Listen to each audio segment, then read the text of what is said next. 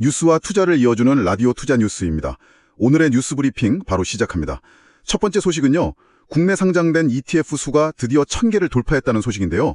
네, 순자산 총액이 무려 222조 원에 육박했다고 합니다. 네, 맞습니다. 지난 21일 기준으로 보면 221조 8,866억 원, 거의 222조죠. 이게 불과 반년 만에 28%나 급성장한 거거든요. 와, 28%요? 반년 만에요?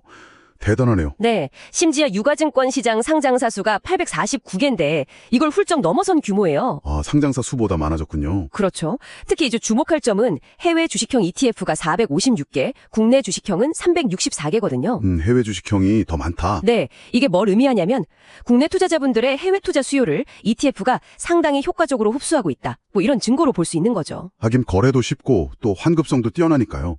그래서 고액 자산가들도 관심을 많이 가진다고 하던데요. 맞습니다. 투자 관점에서 보면 이 ETF 시장의 급성장이 결국 관련 자산 운용사들한테는 수익성 개선 기회가 될 수 있고요. 또 해외 투자 수요가 계속 확대될 기회로도 볼 수 있습니다. 네, 관련 종목들도 좀 짚어주시죠. 대표적으로는 삼성자산운용, 미래에셋자산운용, KB자산운용 같은 운용사들이 있고요. 또 한국투자증권이나 키움증권 같은 증권사들도 관련이 있겠습니다. 네, 잘 알겠습니다. 다음 소식으로 넘어가 보죠. 다음은 가상자산 시장 소식인데요. 요즘 그 비트코인보다는 알트코인, 그러니까 비트코인 제외한 나머지 코인들 강세가 아주 두드러집니다. 아, 알트코인 장세군요. 네, 특히 솔라나 같은 경우는 BNB를 제치고 시가총액 5위까지 오르기도 했고요. 한때 200달러를 넘어서면서 아주 급등세를 보였어요. 솔라나가 그렇게 올랐어요?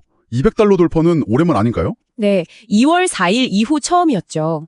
최근 한 일주일만 봐도요. 이더리움, XRP, 솔라나, 도지코인 같은 주요 알트코인들이 막 20%, 30%씩 급등했거든요. 와, 근데 같은 기간 비트코인은 거의 0.09% 상승, 제자리 걸음 수준이었죠. 확실히 알트코인 쪽으로 좀 돈이 몰리는군요. 그렇죠. 알트코인 전체 시가총액도 보니까 4월 대비해서 78%나 증가했어요. 그래서 1조 5,100억 달러를 돌파했고요. 엄청나네요. 이건 어떻게 해석해야 할까요? 아무래도 투자자들이 좀 더 변동성이 큰 알트코인 쪽으로 포트폴리오로 옮겨가고 있다. 이렇게 분석할 수 있겠죠? 순환매 장세다. 네, 가상화폐 시장 안에서 순환매가 나타나고 있고 당분간은 이런 알트코인 강세가 좀 더 이어지지 않을까 싶습니다. 관련주로는 어떤 것들이 있을까요? 역시 거래소 관련해서 두나무나 코인원이 있고요. 또 갤럭시아 SM, 위메이드, 코스맥스 MBT 같은 종목들도 관련주로 언급되고 있습니다. 네, 알겠습니다. 다음 소식 살펴보겠습니다. 오플린 유통가 얘긴데요. 요즘 그 올모다라고 하죠. 올리브영, 무신사, 다이소 이 매장들 유치하려고 경쟁이 아주 치열합니다. 아, 올모다요? 아, 이름이 재밌네요. 왜 이렇게 인기인가요? 아시겠지만 남녀노소 가릴 것 없이 다 좋아하고 특히 요즘엔 외국인 관광객들한테까지 인기가 워낙 높으니까요.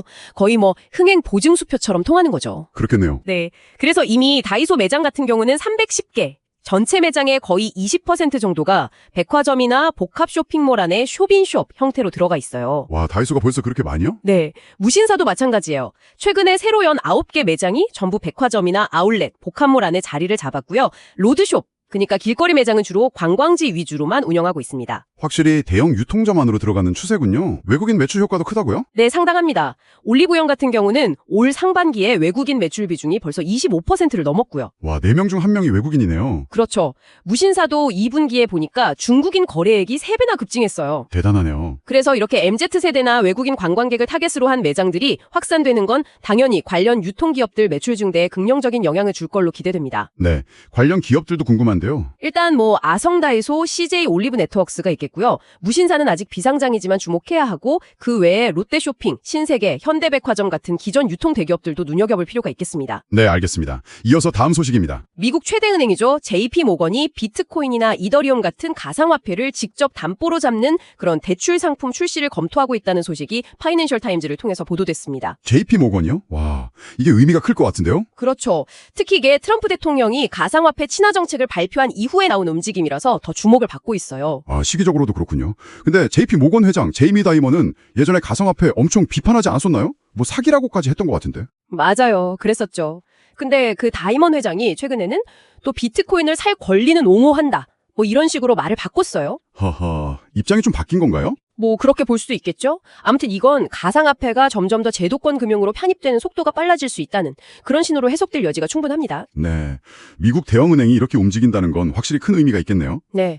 그래서 관련 서비스가 더 확산되고 시장이 성장할 거라는 기대감도 커지고 있고요. 국내에서는 하나금융지주, KB금융, 신한지주, 우리금융 같은 금융사들하고 또 두나무 같은 가상자산 관련 기업들이 영향을 받을 수 있겠습니다. 네. 다음 소식으로 넘어가겠습니다. 삼성전자 소식입니다. 새로운 폴더블폰 갤럭시 Z 폴드 7하고 플립 7의 국내 사전 판매량이 104만 대를 기록하면서 역대 최고 기록을 세웠다고 합니다. 104만 대요? 와, 폴더블폰 인기가 정말 대단하네요.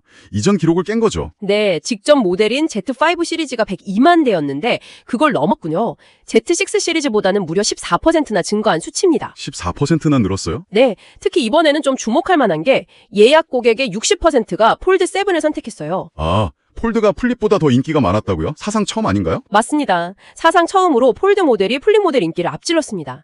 아무래도 역대 가장 얇은 두께, 접었을 때 8.9mm거든요. 그리고 무게도 215g으로 가벼워졌고요. 이런 개선점들이 소비자들한테 좀 어필한 것 같아요. 확실히 폴드가 점점 더 완성도가 높아지는 느낌이네요. 그렇죠. 그래서 폴더블폰 시장 확대하고 또 삼성전자의 프리미엄 라인업이 강화될 거라는 기대감이 커지고 있고요.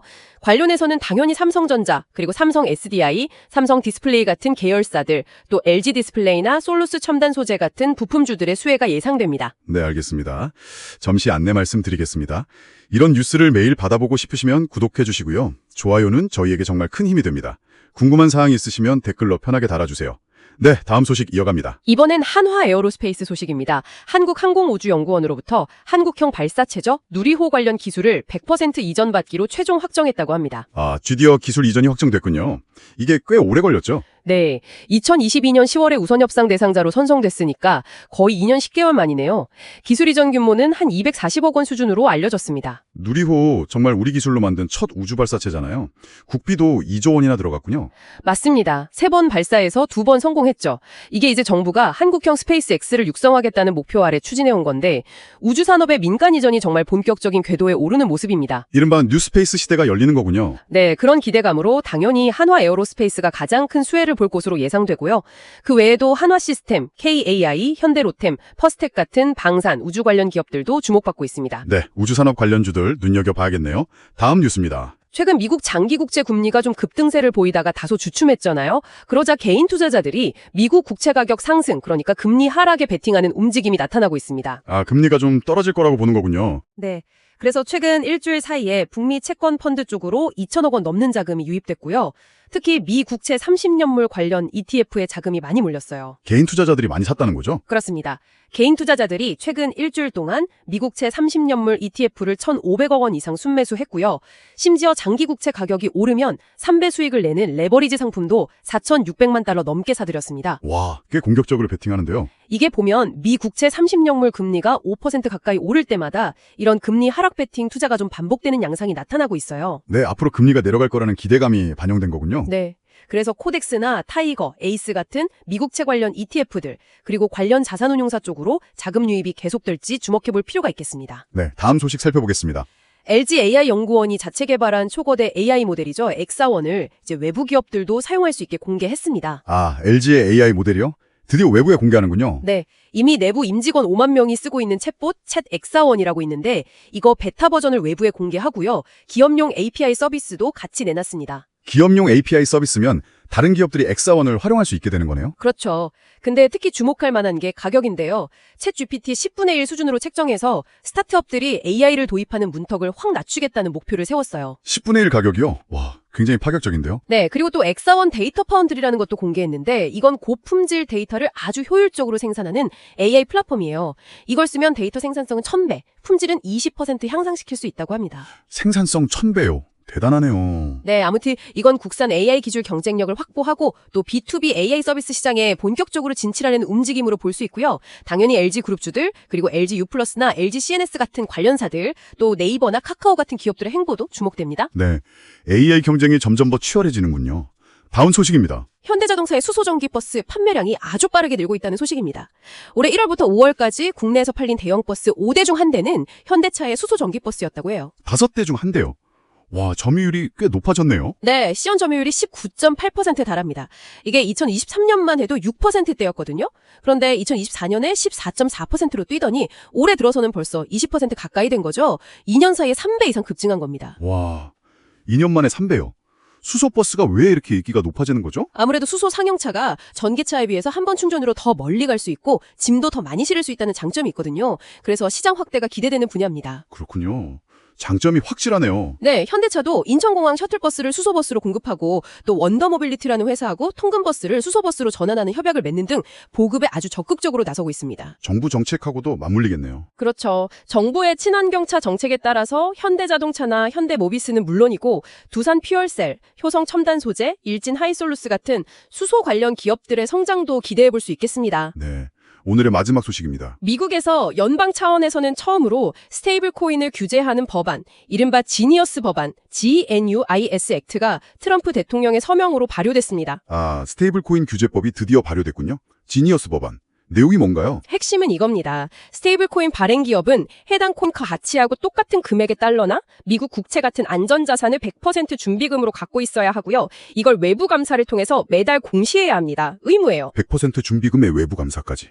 상당히 강력한 규제네요. 네. 그리고 발행 자격도 아무나 주는 게 아니라 허가받은 금융기관이나 지정된 스테이블 코인 발행 기업으로 제한됩니다. 이걸 왜 하는 걸까요? 미국의 의도는 뭘까요? 아무래도 디지털 자산을 미국 금융 시스템 안으로 끌어들여서 불확실성을 줄이고 또 달러 중심의 금융 패권을 계속 유지하려는 그런 전략으로 풀이됩니다. 아, 달러 패권 유지. 네, 특히 준비금 자산으로 미국 국채가 선호될 가능성이 높거든요. 그러면 스테이블 코인 발행이 늘어날수록 미국 국채 수요도 같이 늘어나니까 미 정부 입장에서는 안정적으로 국채를 발행하는 데 도움이 될 수 있죠. 달러 유동성을 미국으로 다시 끌어들이는 효과도 있고요. 그렇군요. 그럼 이게 가상화폐 시장에는 어떤 영향을 줄까요? 일단 스테이블 코인이 제도화되면 시장의 안정성이 좀 높아질 수 있고요. 규제가 명확해지니까 기관 투자자들이 좀 더 쉽게 진입할 수 있게 될 거라는 기대가 있습니다. 관련 생태계 확장에도 도움이 될 거고요. 네. 관련해서 주목할 만한 기업은요? 역시 두나무나 코인원 같은 거래소, 그리고 갤럭시아 SM, 위메이드, 또 카카오페이 같은 기업들이 주목받을 수 있겠습니다. 네, 알겠습니다. 오늘 소식은 여기까지군요. 이상으로 라디오 뉴스였습니다. 감사합니다.